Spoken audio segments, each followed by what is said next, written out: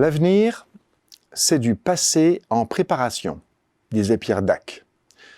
Au-delà de la boutade, se dégagent deux vérités importantes. L'avenir est ce que nous en faisons, et l'avenir est largement prévisible.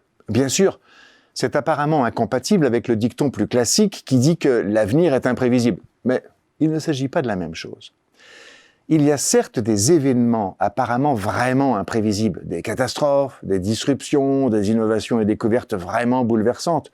Toutefois, même sur ceux-là, on peut faire des scénarios, des hypothèses, non pas forcément sur les événements eux-mêmes, mais sur leurs conséquences, comme par exemple, que faire si nous perdons l'accès à toutes nos données ?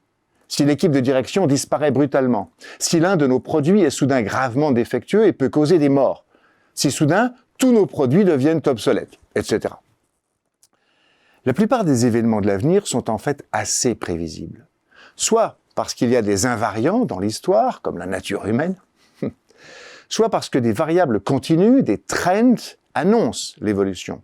Dans ce cas, pour prévoir l'avenir, il ne s'agit pas ou peu de scénarios, mais de plans, de prévisions plus ou moins alternatives selon les cas. L'important est de ne pas rater les signaux faibles et de savoir les extrapoler. Souvenez-vous de ces choses que l'on a jugées sans importance, voire ridicules, quand elles sont apparues, et qui se sont avérées des disruptions majeures 5 à 10 ans plus tard. Donnons quelques exemples de diverses époques. L'électricité comme devenant centrale à la mobilité automobile. L'appareil photo numérique, le smartphone, les réseaux sociaux, le gramophone, le téléphone, la radio et même l'avion ou encore l'ordinateur personnel en leur temps avaient subi le même sort. Savoir voir l'impact de ces éléments n'est pas un travail de devin, mais un travail de réflexion prospective. La preuve, ceux qui les ont vus à temps sont souvent devenus les maîtres de leur marché. Pourtant, nous hésitons à parler de l'avenir comme quelque chose de prévisible. Pourquoi ? Parce que nos organisations ne savent pas le faire. En dehors du budget, en général quasiment trop précis pour être exact quoi qu'il arrive, les entreprises ont du mal à projeter leurs prévisions au-delà d'un an. Les plans à 3 ans ou à 5 ans sont souvent une vague indication prolongeant des tendances du business, traduisant parfois aussi du wishful thinking, prenant rarement suffisamment en compte les trends extérieurs. À un horizon de 10 ans, quasiment personne ne travaille. Pourtant, des forces externes importantes vont modifier le climat des affaires de façon prévisible et relativement facile à mesurer, avec des marges d'erreur tout à fait acceptables. Il est évident, par exemple, que le changement climatique va avoir des conséquences sur certaines productions, certaines demandes, certaines législations. On peut les prévoir. De même, la démographie, science si précise à long terme, nous indique des changements importants, quasiment fixés dans le marbre. Des technologies comme la mobilité électrique ou l'informatique quantique ou la biologie, et notamment l'épigénétique et la manipulation ADN, vont impacter profondément nos business models et leur environnement législatif, humain, économique. On peut prévoir ces évolutions.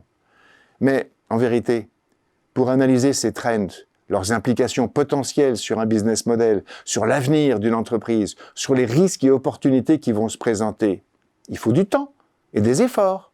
Mais il n'y a plus vraiment de directeur du plan, de la stratégie, de la prospective. Chacun, dans un COMEX ou un conseil d'administration, se croit compétent en stratégie, mais personne n'a suffisamment de temps à y consacrer. Et puis, finalement, qui sera là dans 10 ans pour voir les résultats de ses travaux ? Qui sera redevable des échecs ? Il est plus simple de gérer le court terme et d'être réactif quand l'événement disruptif est là, plutôt que d'être proactif. Que tirer de cela pour la réflexion en prospective stratégique ? L'avenir appartient à ceux qui y pensent tôt. Les signaux faibles permettent des opportunités. Se limiter à analyser les risques est se limiter. Mais pour cela, il faudrait que les conseils d'administration et les COMEX comprennent les forces à l'œuvre, y consacrent du temps, au moins autant que pour les comités d'audit ou de rémunération, par exemple. C'est loin d'être le cas. Et il faudrait que l'on réembauche des stratèges, des prospectivistes, ou au moins que l'on utilise des cabinets spécialisés et qu'on les écoute. C'est encore trop rare. Dommage, car les opportunités de demain, pour beaucoup, se repèrent dès aujourd'hui.